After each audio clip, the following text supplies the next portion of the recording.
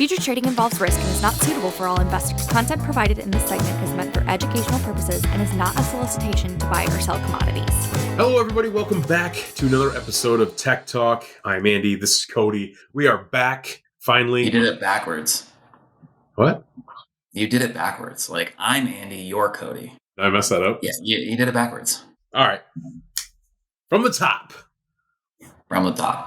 Hello, everybody. Welcome back to another episode of Tech Talk. I am Cody. This is Andy. We are happy to be back in the seats, as last week we had our esteemed colleague Jim Matthews and Mando on to fill in for us for Tech Talk. So yeah, that was really nice of them. So I saw Jim yesterday. I gave him a nice little attaboy. Like, he crushed it. A lot of really good job from that show. They did. Jim did a bang up job. You could hear him loud and clear. Yeah. Everyone loved it. Want to have him back on again soon. So we will try to facilitate that to the best of our abilities. Maybe we can get the Mandalorian to come back too. I don't know. He had to get in his spaceship and bounce. It's true. That's true. So, but in the meantime, they did leave us with a couple charts that we want to look at. We also had one. We had a request too. We did. We did have a request. We're going to save the best for last. The request. Our old friend Cleon's back.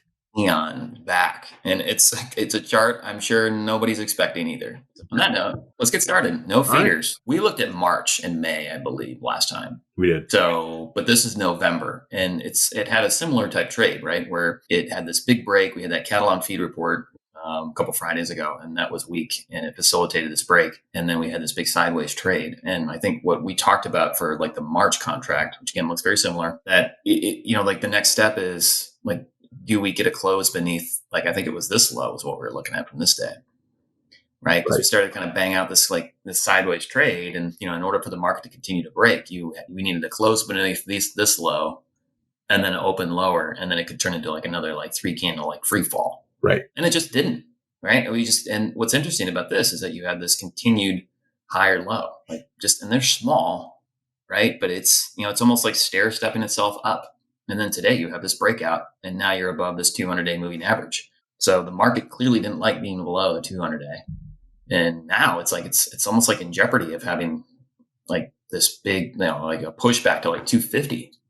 I mean, it's such a wicked market. That's exactly what I drew on mine too, by the way, on my chart here. The only thing that makes me nervous about potentially more downside is we did almost the exact same thing at the beginning of October, started to climb ourselves back up, and then promptly fell off and resold down to 235. You're talking about right here? Exactly. I mean, it's a more pronounced move right now, what's happening, and we are above the 200-day moving average. But if you look back, it's almost the same move here, right? Right there. We were at 252, and we couldn't really get a settle below there, or 250, excuse me, and bounced higher, and then just came screaming right back down. That's the only thing that really stuck out to me. I think the big tell there, if you I'm trying to zoom in as much as I can, but the big tell there is you have the open here is 253.65.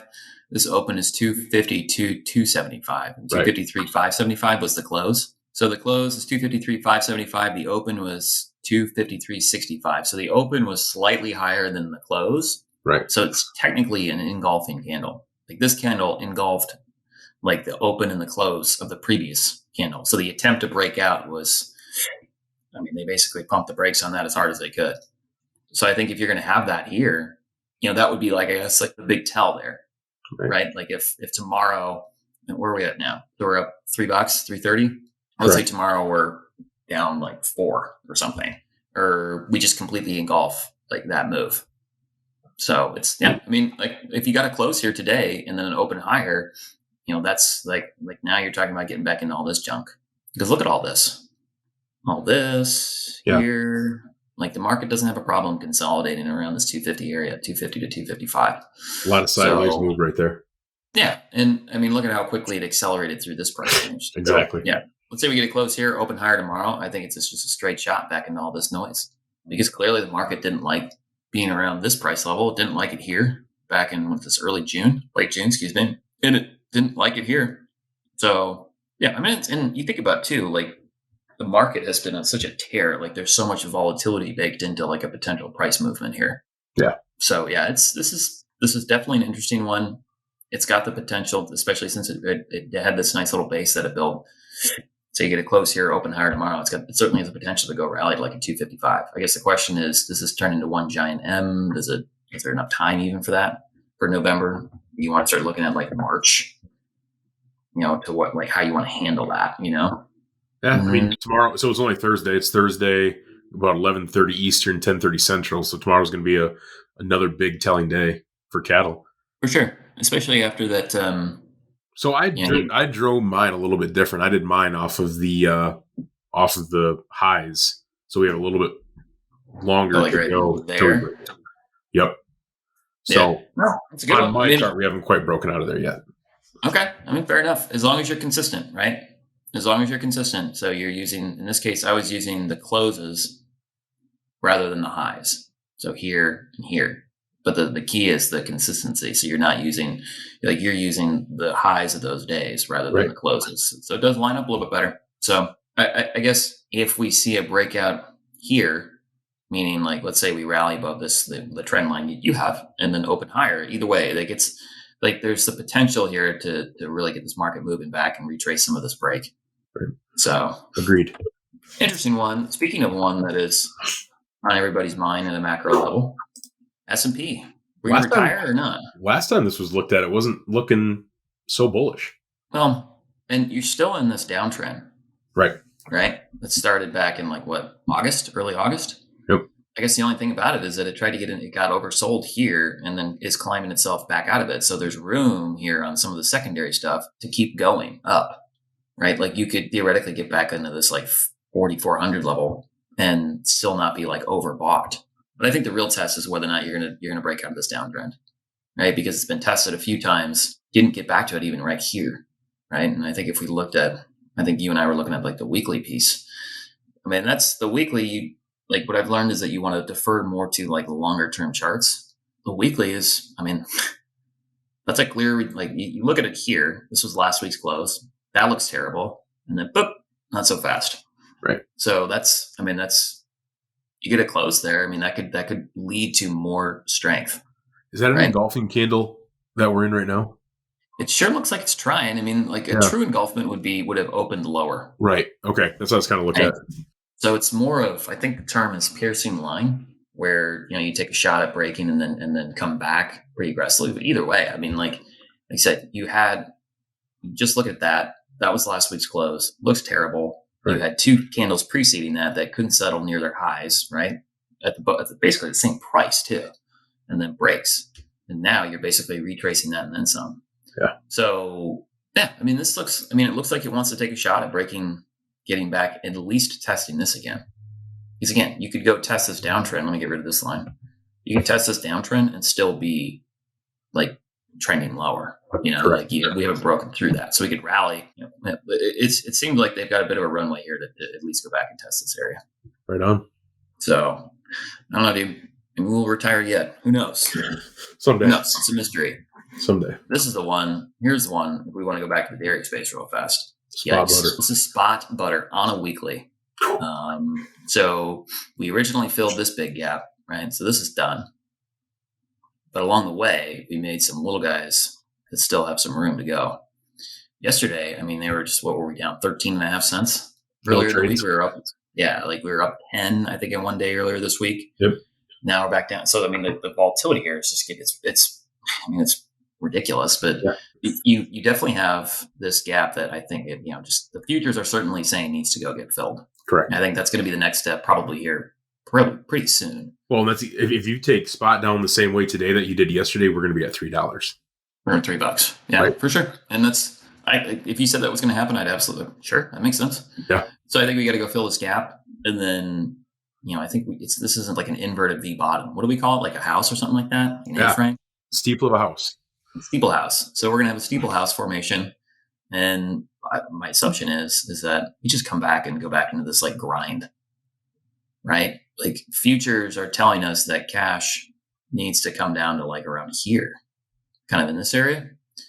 But, in my experience, at least most of the time, cash and futures converge at some degree. It doesn't have to be a meeting in the middle perfectly, but I feel like it's somewhat rare to see cash just completely fall out of bed and futures basically sit there and wait for cash to get there.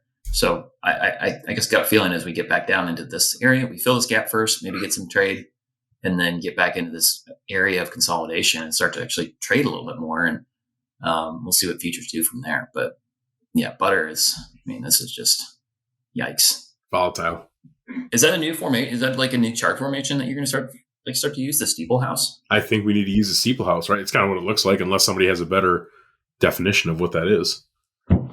Steeple house works for me. I like Steeple house. Little A-frame or something like that. I mean, there's another one you're working on too. It's called like the Sparrow's Tail, I think. The Sparrow's Tail formation. We're getting yet there. to come. That's coming. That's It's maybe coming. next episode. It's coming. But all right, yeah. I mean, I think we all agree. Butter needs to go fill this gap, and then go, make a shot at trading in this range right here. But again, that would imply though the futures need to rally if we simply go back here and trade sideways, because the futures are still discounted to that price. Yep. All right. So this one came at request, right? From our good friend Cleon. Which one is this? It's orange juice. Orange juice. Look The at that. January variety. Yikes. What do you think here? I think what he had asked about was the monthly, right? Monthly? Okay, let's take a look. So he just This is the daily. Oh, This is that's the daily. quarterly. My fault. Oh. Okay, so monthly OJ. Yikes. So pretty much straight up, right? I mean, look at that curve there. What happened? Was there just like just Florida? Like there's no more oranges anymore? Or? I don't know. I think that's what everyone's trying to figure out at this point. So there's the monthly orange juice chart, which for all given purposes looks pretty bullish right now, except for that little, red guy hanging out on the right hand side there. Yeah. Well, this one's tough. I mean, because this is the first time it looks like since this rally began that you opened within the range of the preceding candle and was lower. Right. So that's obviously a first sign of weakness, right? And so then the question is, do you get new buying here to support like this move here? And I guess short answer for me is no, it doesn't look good. What's hard about this too is that this is only the second day of the new month. Right. So there's a lot more information in this candle right here than there is in this one. But I think going back to the daily, what I found very interesting is yesterday closing below the 20-day moving average for the first time in since June, July? Yeah, right here. Yep. This is June. So yeah, this one looks, I'd say, a lot weaker. Right. And now you have, the momentum here too. I mean, like you look at what happened here, right? Like it tried to come back to the previous high and failed to do so here. If we're just looking at the secondary stuff, right? Forget about the chart for a second. Just looking at the secondary stuff, it tried to get up to the former high here and failed to do so, and failed pretty miserably.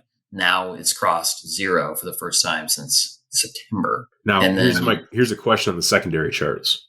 Mm-hmm. Looking at momentum, I think we bottomed out here, if my cursor is correct, back in June at about negative 21.75. Okay.